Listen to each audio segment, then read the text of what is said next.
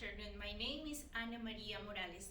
Thank you very much for this invitation to participate in FIDA's parallel event CSW 66 Climate Change and Digitalization, Seeking a Future that Works for Women. It is an honor to be here presenting Nashira in Colombia, a local eco-village contributing to solve global problems. And we need to start by asking ourselves, what are the main problems that our planet is facing right now? And actually, one of the great problems that we are facing is that a great amount of people are living now in urban areas. So the consumption of natural resources is actually greater in urban settlements. So we need to start finding solutions, and we need to start finding solutions immediately because it is an urgent matter, and climate change is a reality that we need to start facing. According to the World Bank, the urban population in 2020 was 56.156% of the world's population. So this is really concerning because we know that the increment of the population in urban areas increases also the pressure for mobilizing resources. So this is something that we need to really worry about it, and we need to start thinking urgently. So eco-villages actually offers us an alternative of sustainable living. Eco-villages are spaces where individuals share common goals and they live in harmony with the environment and they care for the land. So it's important to visualize their actions that are taken locally and that are impacting globally. According to Robert Gilman, in the Ecovillage Challenge, an ecovillage is a human-scale full future settlement in which human activities are harmoniously integrated into the natural world in a way that is supportive of healthy human development and can be successfully continued into the indefinite future. So, in Colombia, we have around 17 eco-villages according to the network RENACE. And one of these eco-villages is Nashira. Well, Nashira is an eco-village of women. It's located in El Bolo, San Isidro, in Valle, Colombia. 80 women, head of households, live in there with their families. And they are practicing sustainable living activities that contribute to impact globally. They have productive units where they work together. And this project started because a group of women needed to find a place to live and a place where they were able to feel safe, away from the violence. Many of them were displaced from different regions in Colombia, getting away from violence. When they start building their houses, they use rubble materials and recycled materials. So these houses have ecological bricks. Nashira has won many awards and recognitions, nationally and internationally, because of their sustainable activities and actions. So Nashira is an eco-village of women that is acting locally to face global problems. But what are these global problems?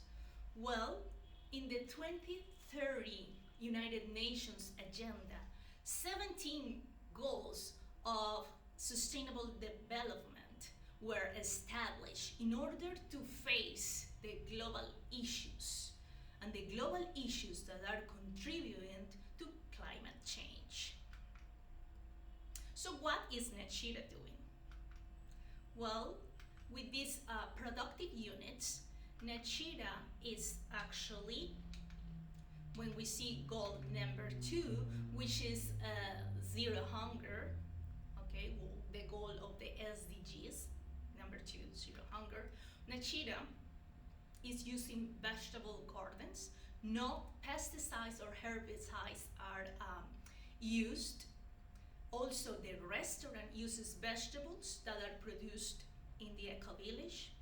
There is also poultry farming. And in the restaurant, there is also a solar oven and a stove that can be used.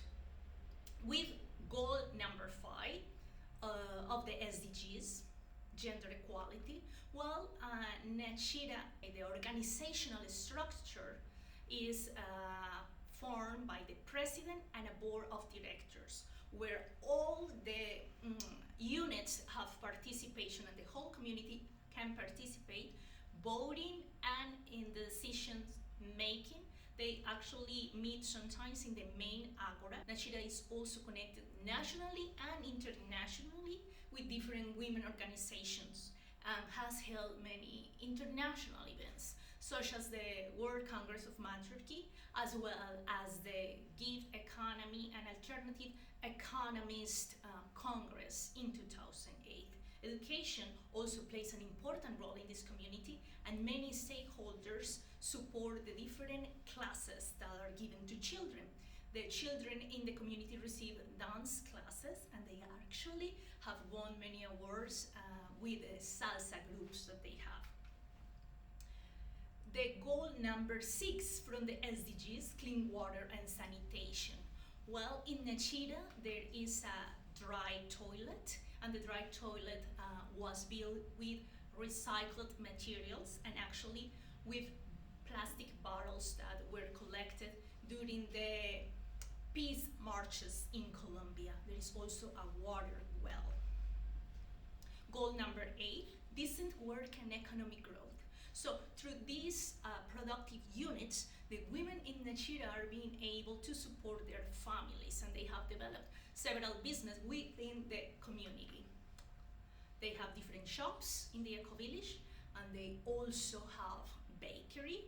They trade with the eggs that are produced in the ecovillage, and they process different fruits from the trees, such as noni and moringa, that can be traded. There is also an extra room. Most of the houses have an extra room where international visitors can stay. And goal number 11, sustainable cities and communities. Nashira is showing us through their different sustainable way of living that it is possible to have places that contribute to solve these global issues. There is goal number 12, which is responsible consumption and reduction. In the ecovillage, there is a recycling unit, and most of the material are collected and allocated correctly and reused. This unit has also won many awards and recognitions because of the good practices. They are currently producing soap. Goal 15, life on land. So the women in Nashira are living in balance, are protecting the environment and taking care of plants and trees and the natural surroundings.